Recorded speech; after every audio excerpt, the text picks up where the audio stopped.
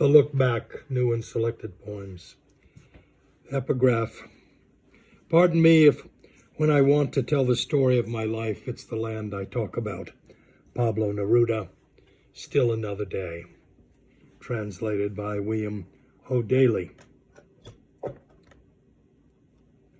Book 1, Dust and a Good Wind. Epigraph.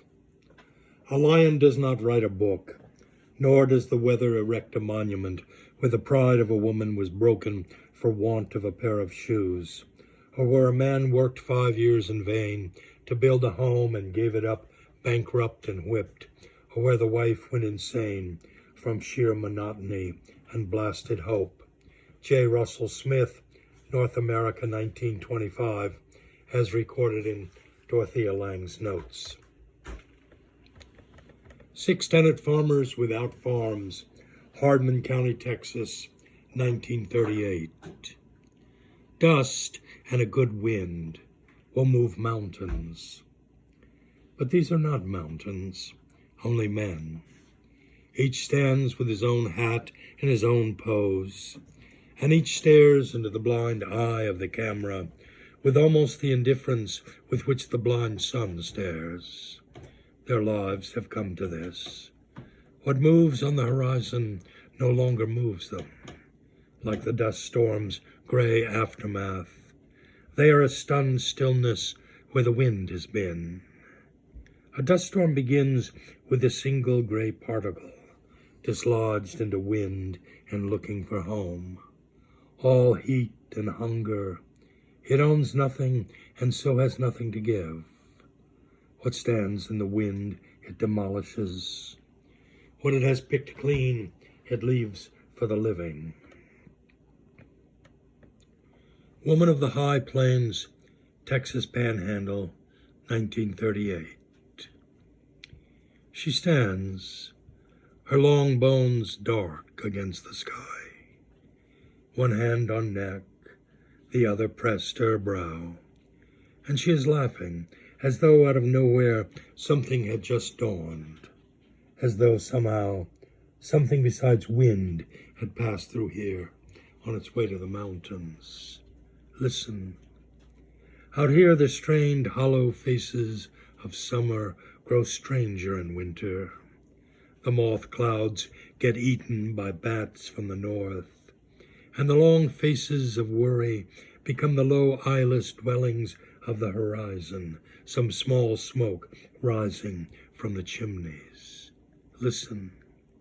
No one alive shall ever hear this laugh, or see a woman in a flour sack with the posture of a heron laugh like a child. Behind her the bleak plain lies echoless, where even the bird call of her bones shall die under the bright clear rain of the million stars. Damaged Child. Elm Grove, Oklahoma, 1936. The left eye is an empty socket, a black stare into blackness. Behind it, the gray brain that dreams die back to, like a road map found on the back seat of an abandoned car. Shacktown, Elm Grove, Oklahoma, a place no one visits, a town that lives on the rumor of rain. The smile is the Mona Lisa's, a vagueness untouched by vagueness, if one can imagine that, of a half-wit child of 8 who stands in front of 4 pieces of dark sheet metal that make up the side of a house a child might throw rocks against to make thunder. I once planned a trip to Nova Scotia, where distance is decorative, lakes, rivers, a gentle apportionment of parts. 4 months went into the planning. It ended by the side of a road in a ditch where a dead dog grinned and glistened in the rain. I carry a child somewhere in the dark of my brain, a dead child, She reminds me of the future. I give her names. The names change. Today she stands in front of 4 pieces of dark sheet metal and almost smiles. It is her birthday. She has just turned 8. Her one rag is held together at her right shoulder by a small knot that is almost a bow.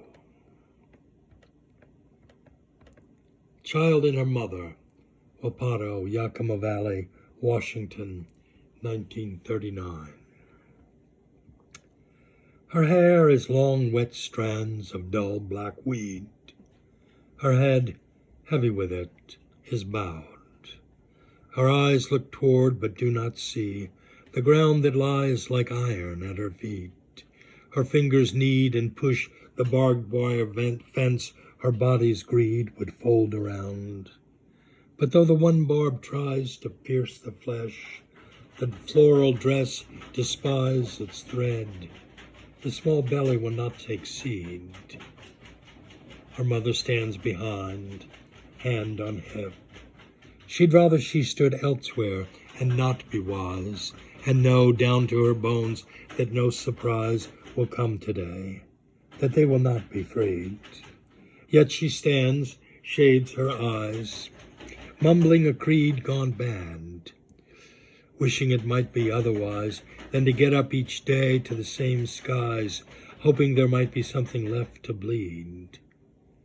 But sun has honed their land to bone, and grain no longer tries to flower. The sky is lead, the days are long, and nothing in a dream can change the way their shadows seem to stain the ground, or make them go, or how the dead come drifting like the echo of a stream where no stream flows. So let the body steam in the long night. Let all the shapes of dread come welling up in the tired shards of brain until the eyes of child and mother teem with murder.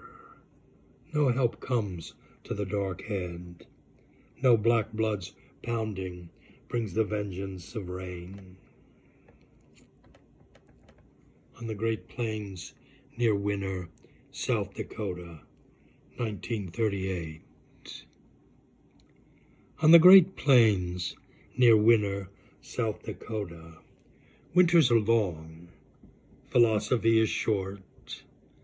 What goes under snow in November emerges again in March, sometimes later, sometimes changed.